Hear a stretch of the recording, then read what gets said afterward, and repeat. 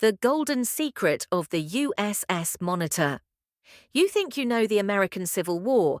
You think of Gettysburg, of brother fighting brother, of Grant and Lee. You know the history from the battlefields, the sweat, the blood, the sheer numbers of the dead. But the real, utterly astonishing secret of that war didn't unfold on land. It lies 240 feet beneath the waves, off the treacherous coast of North Carolina, entombed within a revolutionary iron coffin. This is the untold saga of the USS Monitor, not just the story of a battle, but a frantic, desperate race against time for a weapon that promised to end all naval warfare, and the unbelievable, almost divine catastrophe that claimed it. It's a story that begins not with a cannon blast, but with a piece of paper slipped into the hand of a Swedish inventor named John Ericsson, a man virtually exiled from polite society, nursing a bitterness over past failures that would make any modern-day Silicon Valley dropout look like a champion. In the late summer of 1861, as the Confederacy began to realize their fatal vulnerability was the sea, they executed an audacious plan, converting the captured wooden Union warship, the USS Merrimack, into an ironclad behemoth they renamed the CSS Virginia. When news of this unstoppable floating fortress reached Washington, D.C., the effect was instant, paralyzing panic. The entire Union fleet, all those glorious, high-masted, majestic wooden ships, was suddenly obsolete.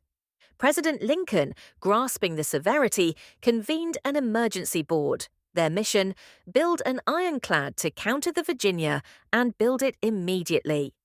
Every design submitted was rejected as too slow, too heavy, or too traditional. Then John Ericsson, the embittered outsider, stepped forward. His design was absurd. It looked less like a ship and more like a raft, with a tin can perched on top, a low, flat, iron deck barely a foot above the waterline, and a circular, rotating turret housing two massive guns. It was, quite literally, a floating gun carriage, utterly dependent on its iron hide.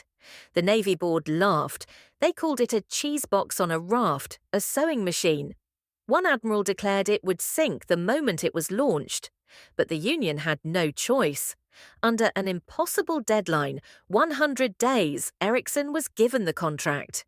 What followed was an engineering and industrial miracle. For 3 grueling months in New York, thousands of men worked 24 hours a day, fueled by desperation and a patriotism bordering on mania. The Monitor was not built.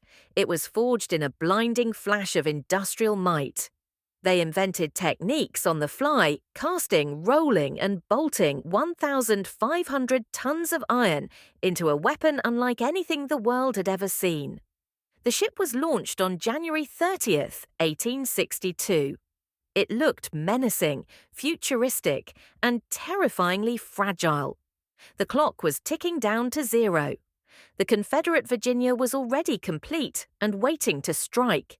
The true moment of astonishing courage came in early March. On the night of March 6th, with the crew still learning where the steering wheel was, the Monitor was ordered south to Hampton Roads, Virginia. Her captain, Lieutenant John L. Warden, a man who would become instantly and irrevocably etched into history, knew the voyage itself was a suicide mission. The ship was not seaworthy. The waves sloshed over the flat deck. Noxious, superheated air from the engines sickened the crew in the sealed-off hull. The pumps failed. Water began to pour,